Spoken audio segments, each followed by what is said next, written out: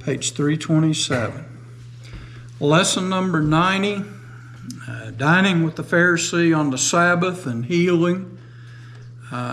This also is coming from the book of Luke, chapter 14, verses 1 through 24. So if you don't have the book and you're wanting to follow along, you can just look in Luke 14, 1 through 24. This is another one of those Sabbath situations where Jesus was invited into the house of one of the rulers. And when we talk about rulers, we're talking about the rulers of the synagogue. The synagogues were under the control of the Pharisees. The rabbis were generally Pharisees. The temple was under the control of the Sadducees. And so from the looks of this, Jesus and his disciples, those traveling with him, visiting in whatever city this was that the synagogue was located, after the morning worship, was invited by one of the rulers of the synagogue to eat with him. And so this is the situation that we find. And so it came to pass when he went into the house of one of the rulers of the Pharisees on a Sabbath to eat bread, that they were watching him. And so a couple things: if you invite someone into your house, that pretty much puts you in control. And you control your house and the circumstances and situations. And so they felt that they were more in control. Of course, Jesus traveling, him and his disciples, from place to place, visiting the synagogue, it would only seem right that there would be extended some hospitality to a fellow traveler, and for some, Jesus was seen as a rabbi. The idea, the concept of a rabbi in that day was not some extremely well-defined. Anyone who was a teacher, and that's all rabbi means, is a teacher. It wasn't like you had to go to 4 years of rabbi school and necessarily be ordained. Much like in the church today, one teaches and preaches, and the ability to teach and preach, the invitation to do so, is extended primarily on one's ability to be able to carry that out. Whatever degree of education, whatever study, whether it's private, personal study, or formal. And so Jesus would have fit into a pattern that we would think of as a traveling rabbi, moving from synagogue to synagogue, place to place. The Apostle Paul, many times when he was traveling, we see that he went into the synagogue on the Sabbath day. And by going into the synagogue on the Sabbath day, he was, as was perceived to be a traveling rabbi, given the opportunity, the honor to speak.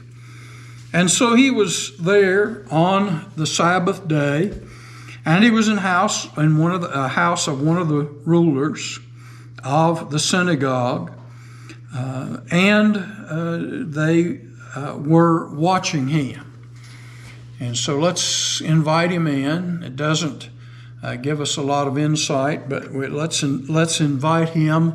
Let's see for ourselves how we can understand, if you would, Jesus. At this time, I'm sure, like from city to city, place to place, there were synagogues, and each one of them had, much like the church, a certain independence And so some no doubt had heard of Jesus, but may not have had time to spend with him. And there was a reputation that was flowing around, different views, different opinions. And so this may have been a situation where the ruler wanted to see for himself, test for himself Jesus, and see how all of this plays out, talk with him in a more informal setting rather than interacting directly in the synagogue in a formal setting during the worship time. And we're told that there was before him a certain man that had the dropsy, another one of these unique illnesses and disease. And so the question that has been proposed, Brother McGarvey believes that because of the way the fourth verse reads, that he was not a guest.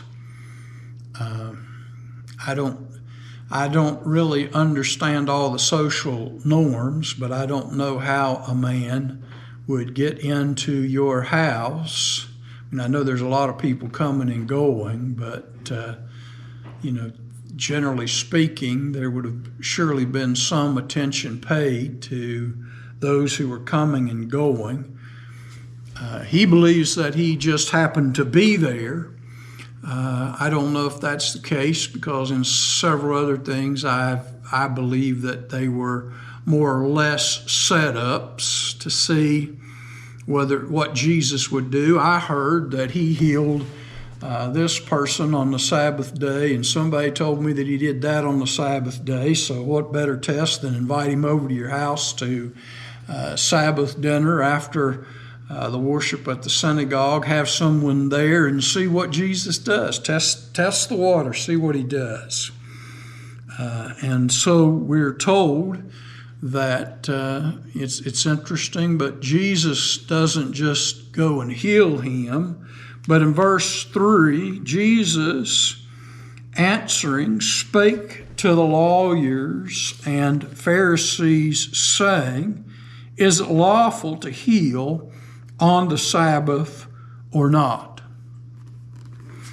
So here it says answering, but we would think of it as questioning, but this man is there.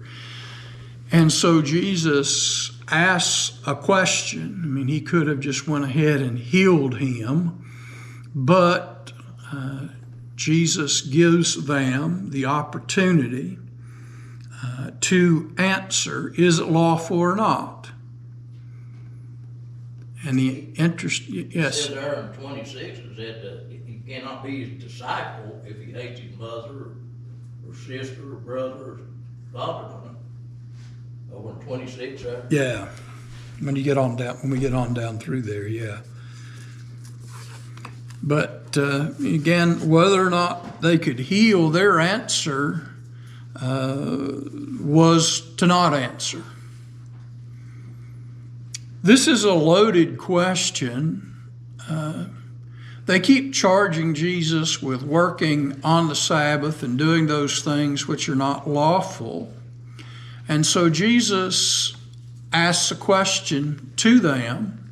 I mean, you're the ruler of the synagogue, and the lawyers, generally the scribes and lawyers many times are used interchangeably.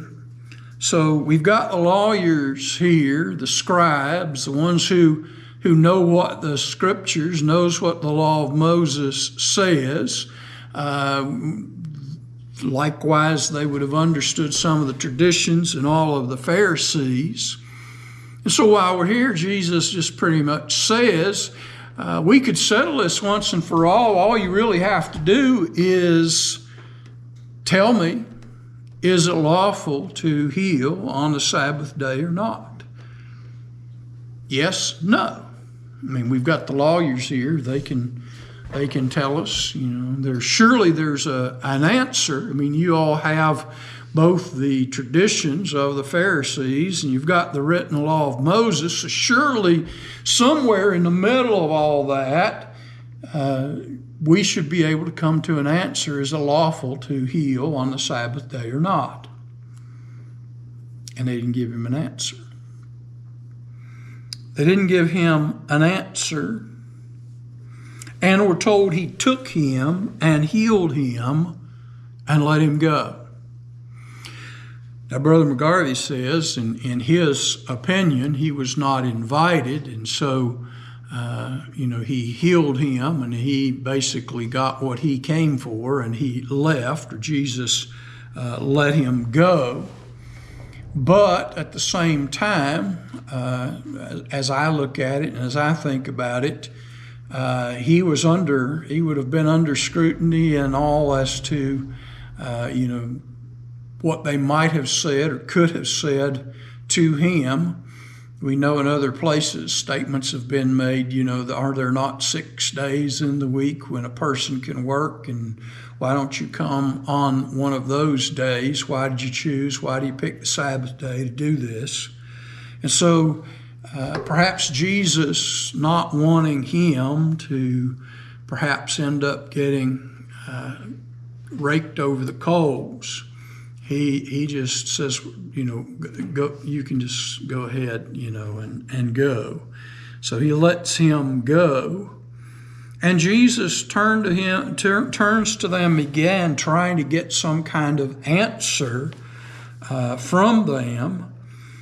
And we're told he said unto them, which of you shall have an ass or an ox fallen into a well, and will not straightway draw him up on the Sabbath day?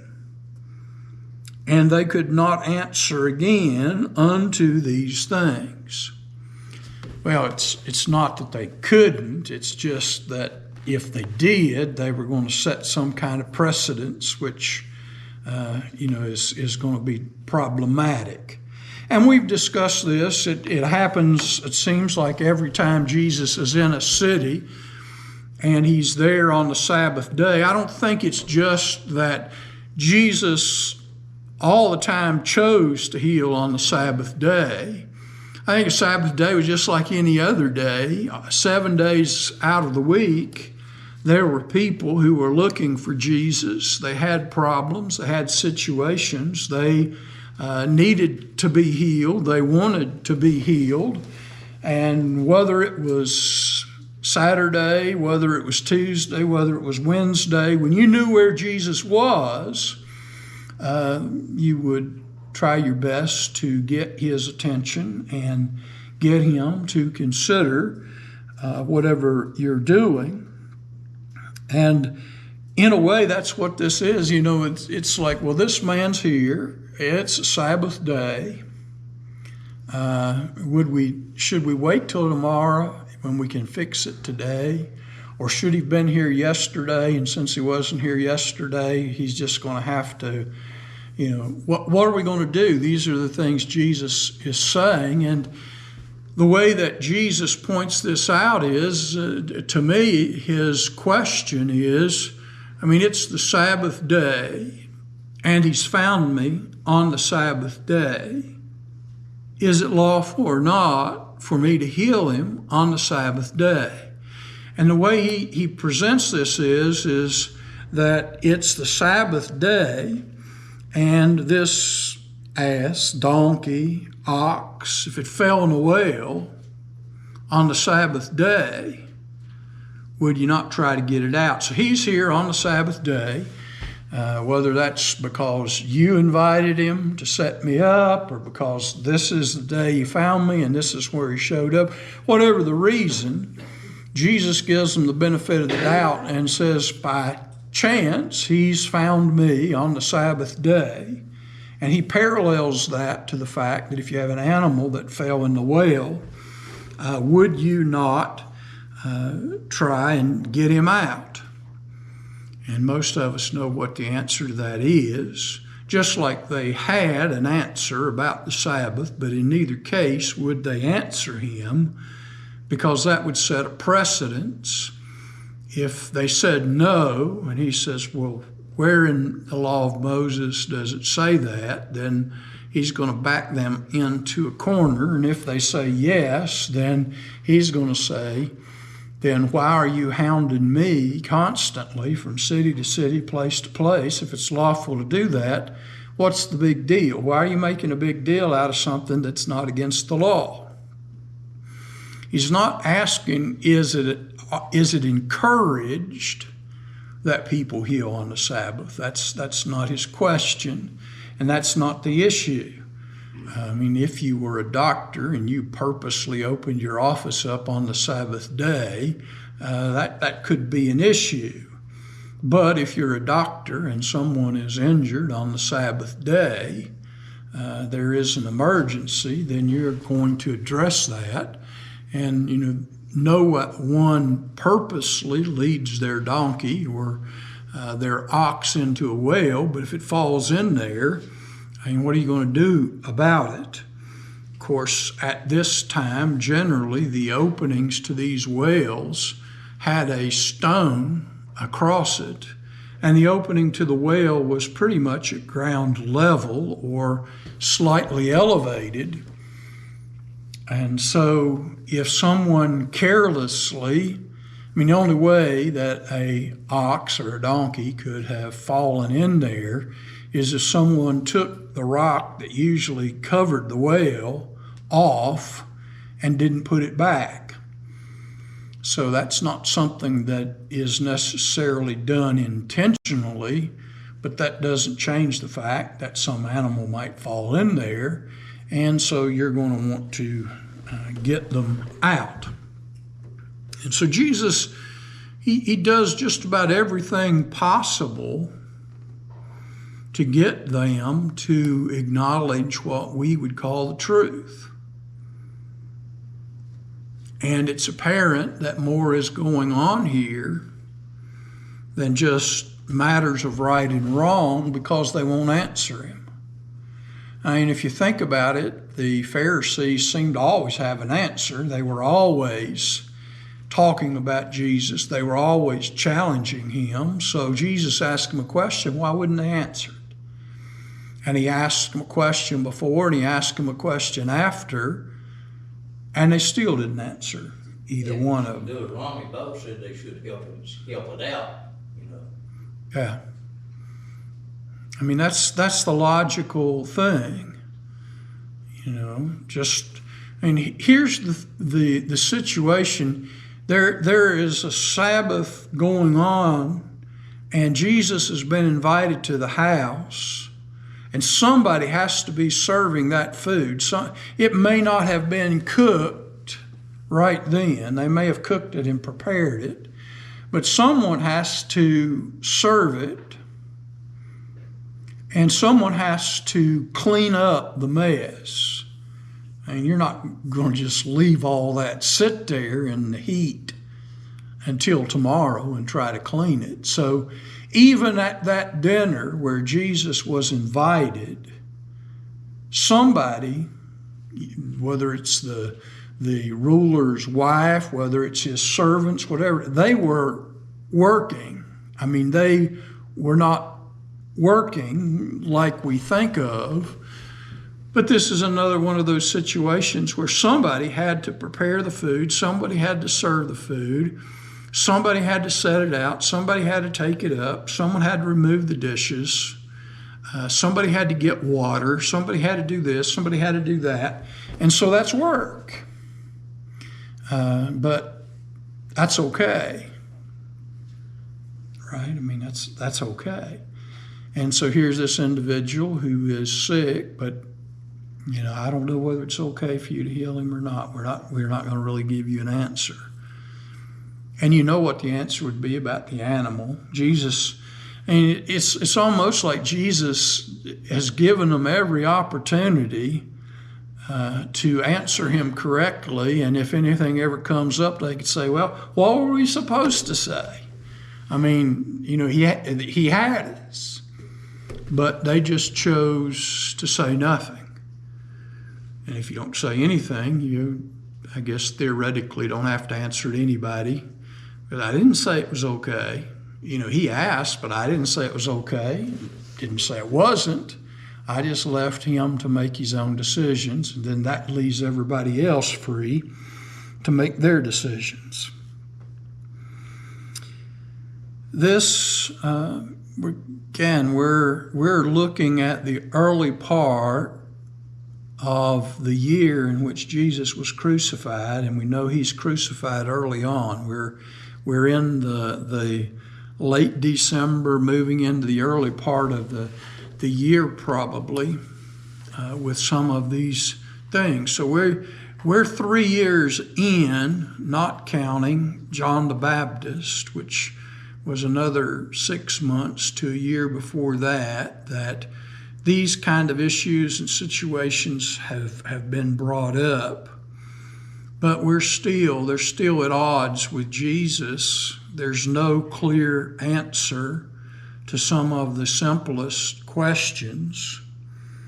And so we can pretty much see that after 3 years, there's not been much of an improvement, and if anything, it continues in their relationship to deteriorate, because people will just use this event and these circumstances for another reason to challenge him.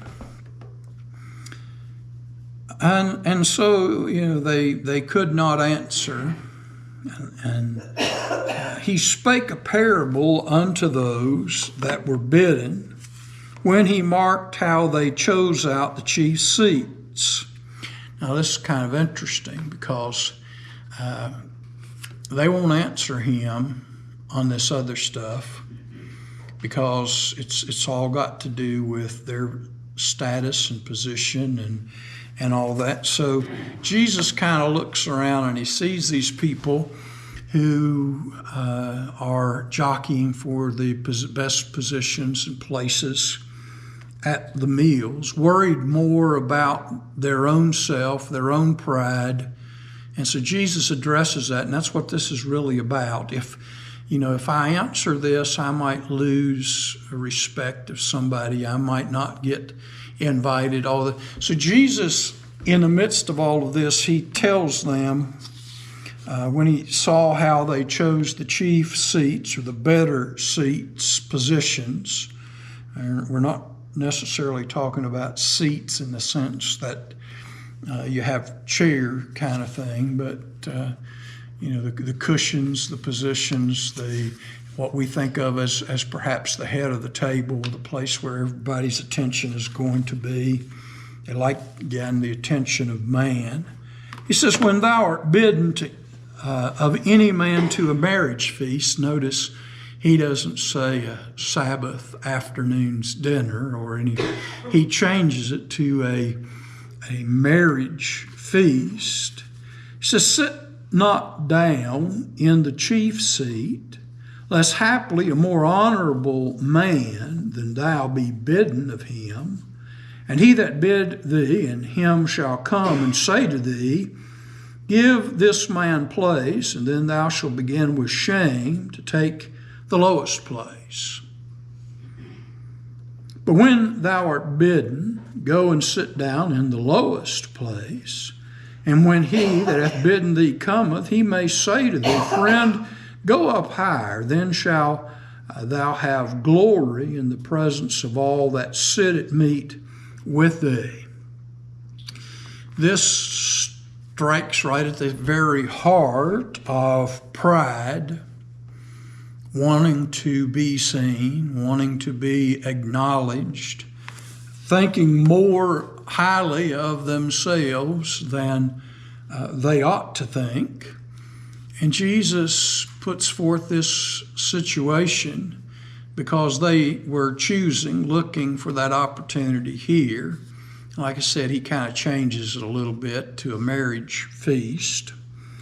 And so he talks about, pride's a dangerous thing, because you may feel more highly of yourself than you really ought. And so you jockey for position in this place, some of these chief seats, and someone else comes along who has a little bit more power, prestige, whatever, and so they may come to you and say, friend, would you leave that spot, give that to so-and-so, and then he says, how embarrassing would that be?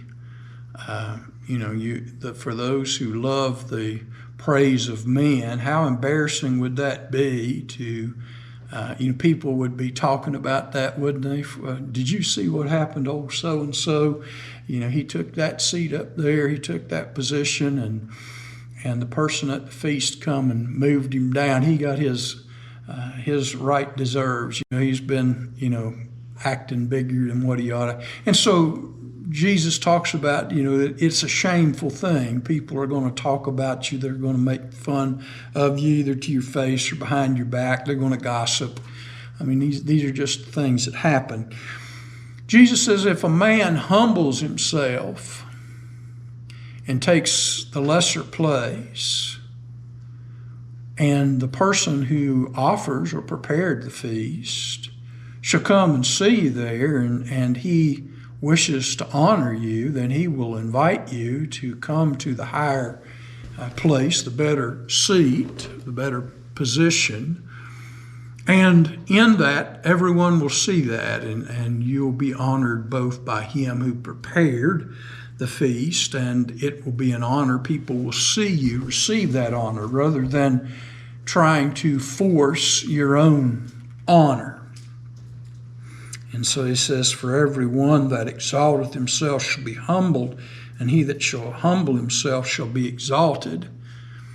This person who came to the feast, why ever he came, was in a lowly position, desiring, seeking, and he was there. Jesus honored him by healing him during this, sent him on his way, but he saw how that through pride, and I think that's the issue here, pride and too much self-glory, that they wouldn't answer his questions because that might put them in a bad light.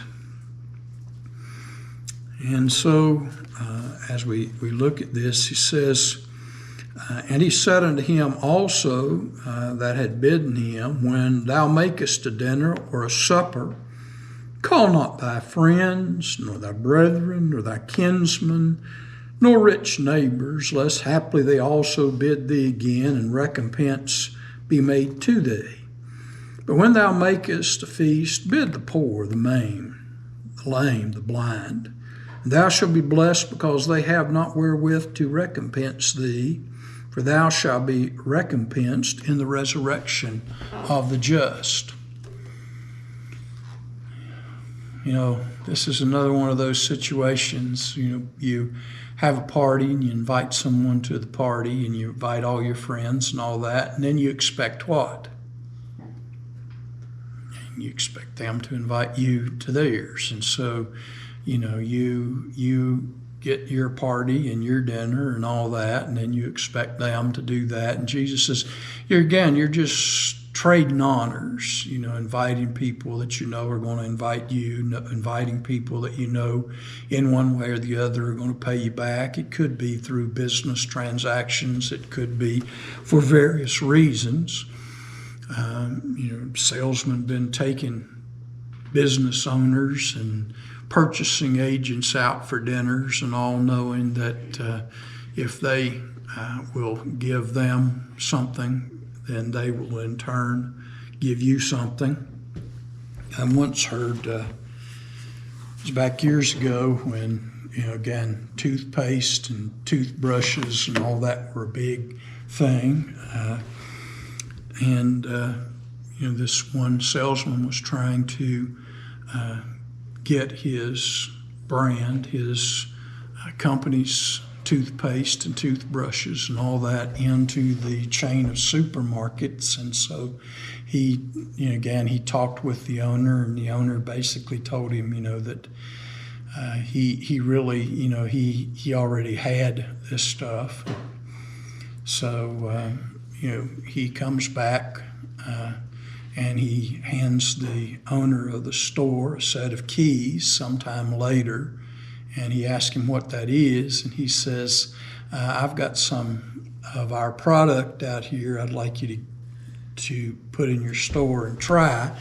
And he says, you can keep the shipping container, and it were the keys to a Cadillac. And so he bought him a Cadillac, trying to get his stuff into the store. So he expected that he would put his toothpaste and toothbrushes and all that he was selling in the store, because if he come back and it wasn't there.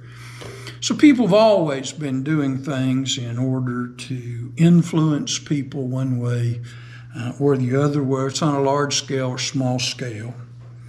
Jesus tells this guy, it's nice as the ruler of the synagogue. And as he looked around, you've got all these important people, because Jesus, it tells us, Luke tells us that he sees how these important people have been trying to find a place around the table, a position of authority. And Jesus, here's this man, and that was there, and he really wasn't considered much at all.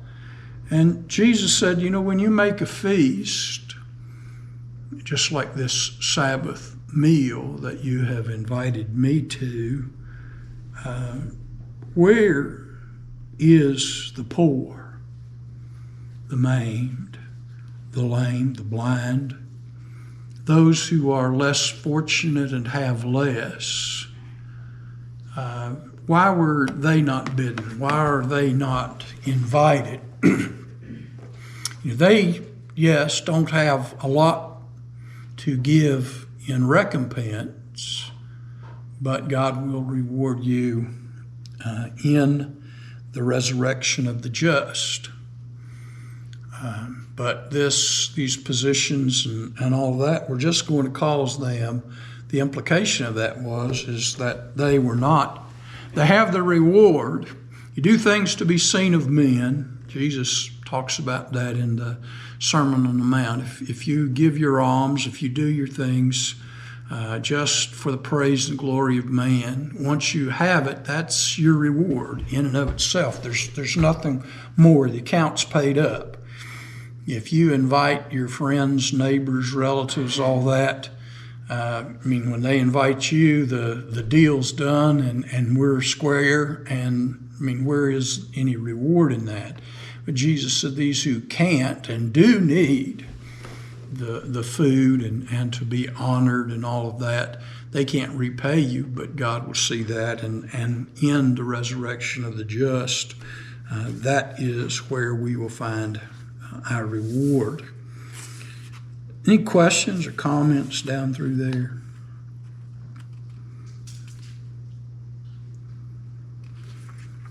Now it's interesting, when Jesus had spoken these words and talked about that, one of them that sat at meat with him heard these things. He said unto him, Blessed is he that shall eat bread in the kingdom of God. It's an amazing thing. Of course, you have to understand that these Jewish leaders with the Messiah was thinking about the Messiah's kingdom. And just like Jesus was talking about in the marriage feast, they were expecting the Messiah to come and set up an earthly kingdom, and those who were blessed and benefited in this kingdom. What an amazing thing it would be. It's an honor to come and sit here in the ruler's house on the Sabbath day after perhaps synagogue worship and have dinner with the ruler of the synagogue, or one of the rulers, and feast with those who are here in the town and important people, movers and shakers in the synagogue.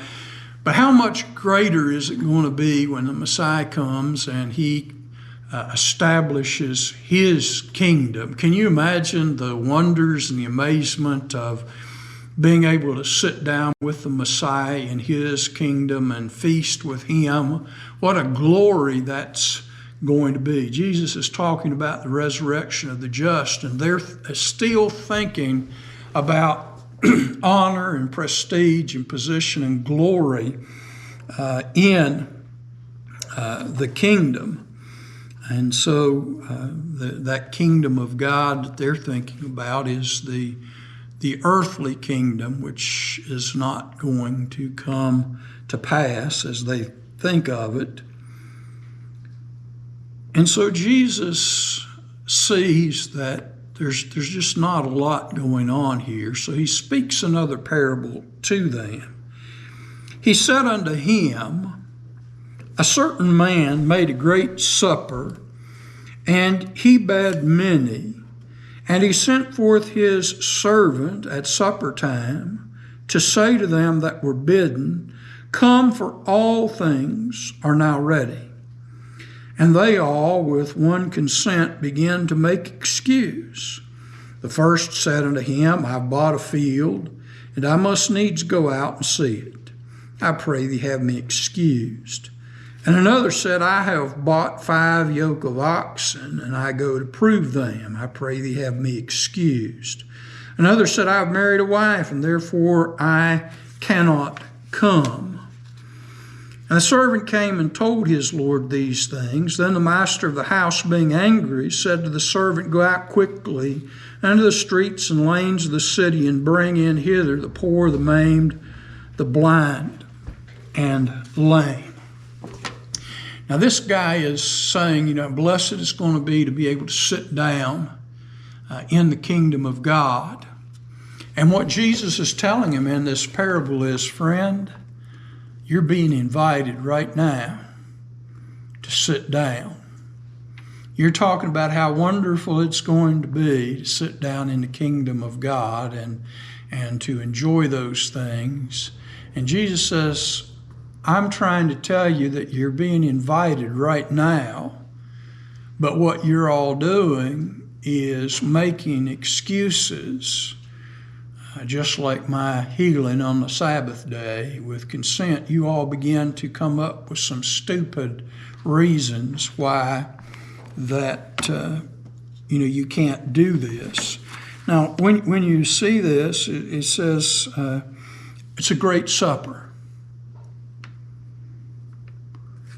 It was a great supper. Supper is usually when?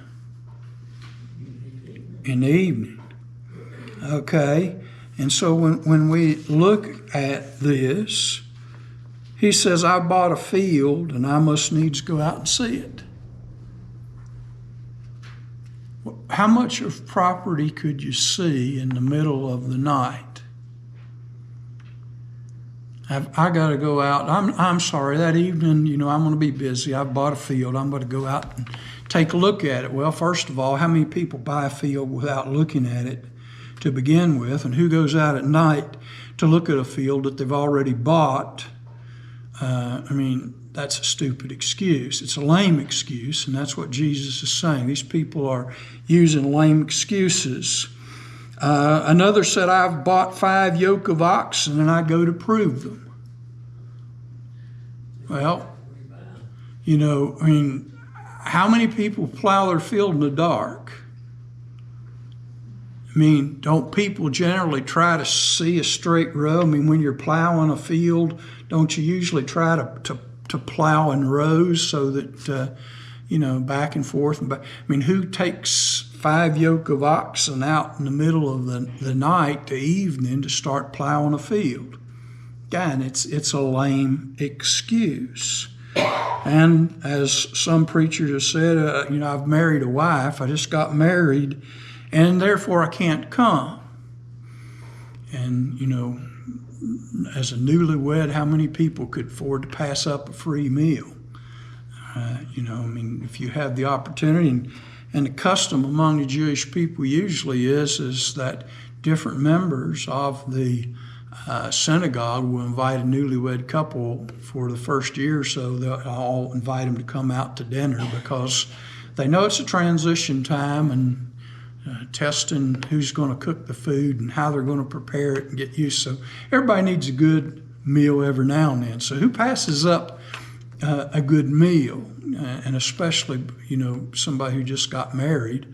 And so all these excuses are just like what they were making when it come to him healing on the Sabbath day and working on the Sabbath. And some of this petty stuff we've seen along the way where his disciples on the Sabbath day were walking along, taking their hand, reaching out and grabbing a handful of wheat off of some of those and rubbing it in their hand and blowing the chaff away and eating the kernels. They accused him of harvesting and all these kind of things. And so when the servant comes back and he gives him, the Lord, all of these explanations, they don't make any sense. If they made sense, then there's no reason to be angry, right? I mean, if the supper wasn't a supper, but it was a breakfast or a lunch or some kind of day situation, it might make a little more sense. But it's apparent that these excuses are not good excuses. They may sound good to whoever made them, but Jesus said the master was angry. And so because those who were bidden had made excuses and all of that, they're not going to be there. So the supper, the feast, preparation had to be already underway. And so somebody has to eat all this food. We can't put it in the refrigerator. We don't have Tupperware. We can't freeze it for another time.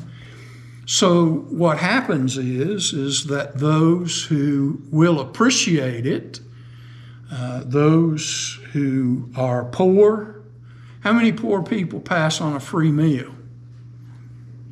If you do, it's your own fault. If somebody's going to offer you food, it's kind of interesting. From time to time we see on TV somebody will go by McDonald's and buy a bunch of food and take it to the homeless people. And, they take it and they eat it. For all they know, it's poison. But, they're poor. They're hungry. So they go ahead and eat it. And so the poor, the maimed, crippled, lame, can't walk, can't see, go find these. They will appreciate it.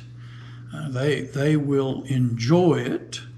And so this is a parable that addresses really the kingdom. Jesus has been for 3 years telling them that we are in the midst of preparing a great supper. We're going to launch the kingdom of heaven, and you're invited to be a part of all of that. But they've continually made excuses and reasons why they can't do that. And so he says, go out into they go out and they do that, and it's done, and there's still room. And so the Lord says to the servant, go out the highways, hedges, and constrain them to come in, that my house may be filled. Now, to me, in looking at this, Jesus has offered to these religious leaders, he's been offering to all of them an opportunity to be a part of this, the inauguration, if you want to call it that, of the kingdom of heaven, to find position and places and all. So they've rejected that. So he's going to go out, and the gospel is going to go to many of the Jewish people who have been passed over. We know in Jesus that the common people heard him gladly. He had the publicans, the sinners, the prostitutes. He had all of those who were paying attention, who were following him. And so to me, this is the neglected and overlooked portion of the Jewish people. And once that is offered, then the message comes, okay, we've done that. Jesus said, go from Jerusalem to Judea to Samaria and to the uttermost parts of the earth. And so, it's here, but we still got room. And so ultimately, the Gentiles, to me, it's talking about that there's still room. And then go out to the highways, go wherever, and compel them to come in. And so this extends on into what I see as the Gentiles. And so these religious leaders, because of their prestige, expecting something that wasn't going to happen, filled with pride, not wanting to lose face, challenging Jesus with all of these lame excuses, are going to be left out. And they will see many of the publicans, the sinners, the tax collectors, the sinners, all these will go into the kingdom of heaven before them. And perhaps instead of them, they will take up positions of authority. I mean, when Peter stands up and preaches and the other 11 with him, later on when they arrest them in the temple, they call Peter and John ignorant and unlearned men. And so these apparent smart and learned men aren't the ones who are in positions of power or leadership, because they made these lame excuses and they set themselves at odds with the one who was preparing the feast. For I say unto you, none of these men that were bidden shall taste of my supper. And sadly, that probably is the case. The person who was high priest, both the regular high priest and the one appointed by Rome, and many of the religious leaders continue to persecute the church. All the way up to Saul of Tarsus, that persecution was going on. Just because Saul converted to Christianity doesn't necessarily mean that all the persecution of the Jewish people against the church went away, because we see these Judaizing teachers and others following the apostles, going from city to city, just like Thessalonica and other places, stirring up trouble and following them from city to city. And so there was persecution, there was division. And so eventually, when the Gentiles become more in number than the Jews because of what choices they made, you don't blame the church because it's predominantly Gentile when, it could have been predominantly Jewish, but you chose a different path. You chose not to come to the dinner when it was called.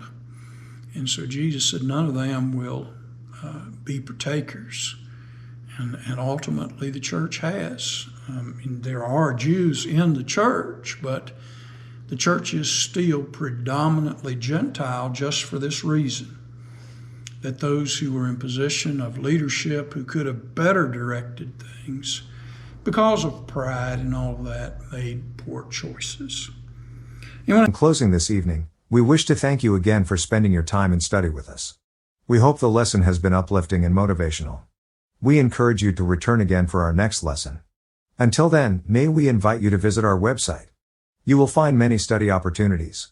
Our resource page has links to the Gospel Broadcasting Network, a 24/7 station with many great Christian programs and speakers. In Search of the Lord's Way, with Brother Phil Sanders. We have 2 links for Bibles and downloadable software.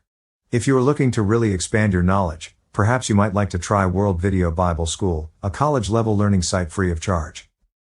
So, until next time, may God bless and keep you in His care as we walk together in His truth. And remember, as always, the churches of Christ salute you.